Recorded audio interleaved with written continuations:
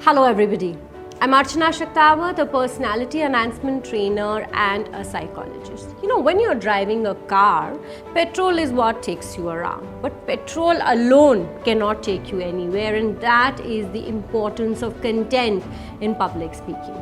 If you want to be a fabulous and a prolific speaker, you even need to focus on the 7%, which is the content of your public speaking, because it is the content that is going to help the audience connect with you and take them on a journey with you. You know, whatever be it, whether you want to share a thought, you want to share an idea, or even about motivating somebody, you need to know what you're talking about. In fact, if you know what you're talking about, that means if you know your subject and content, your confidence level goes up tremendously.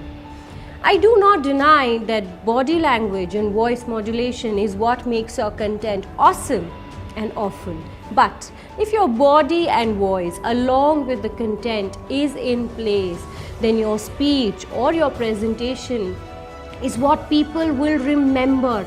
It will change the way they think and feel, and it is also something that they will pass on and share it with people.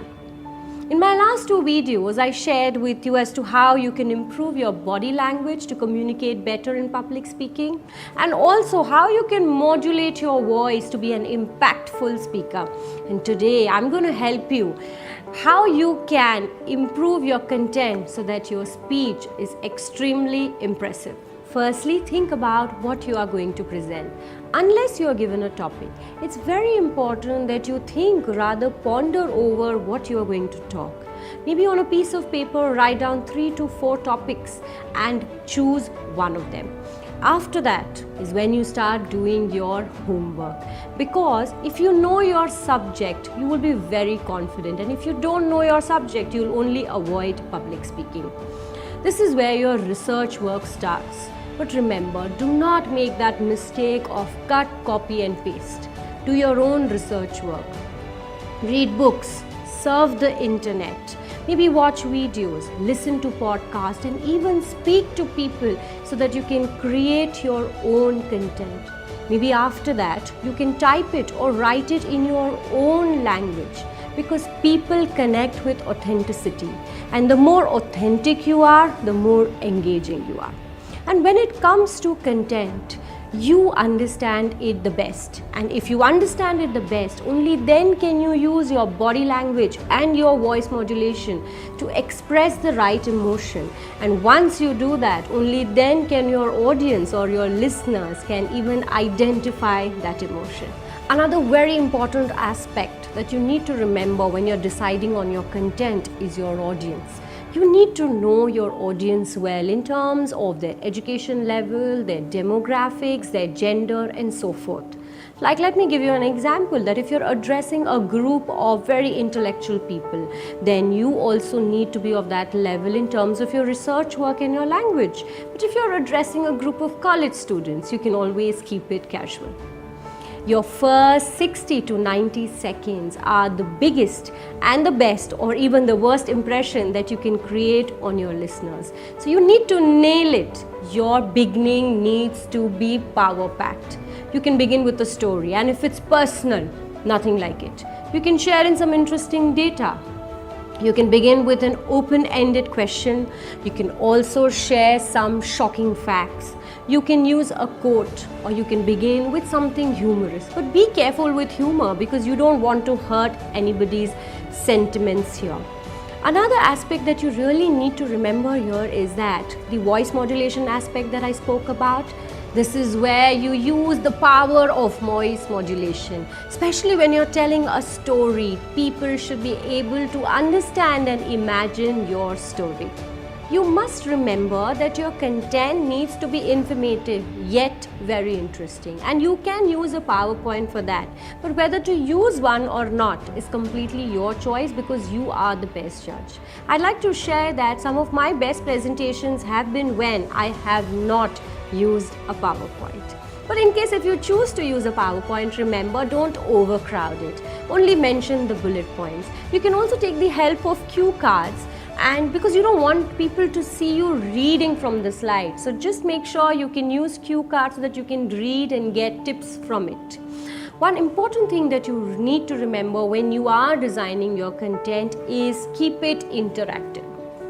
I had mentioned it, that one of the reasons why people fear public speaking is because we are very uncomfortable with monologue. Nobody is uncomfortable with a dialogue. So keep your presentations very interactive. Ask open-ended questions during your presentation.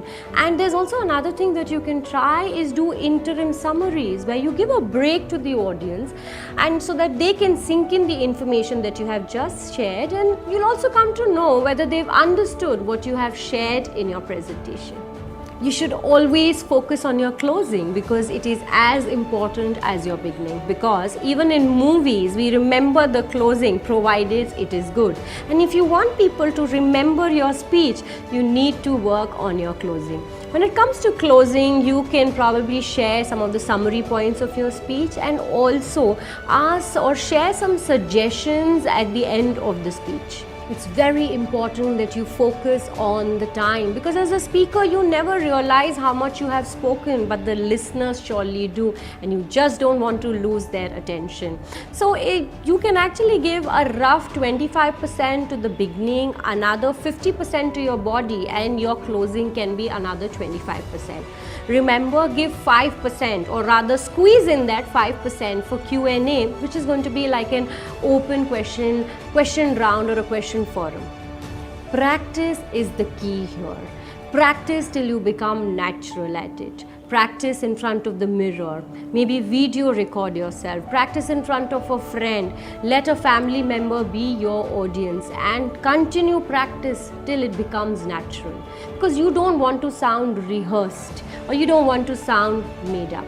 So it's very important that you practice as much as you can on your content, because if you're confident on your content, people are going to be impressed by your presentation.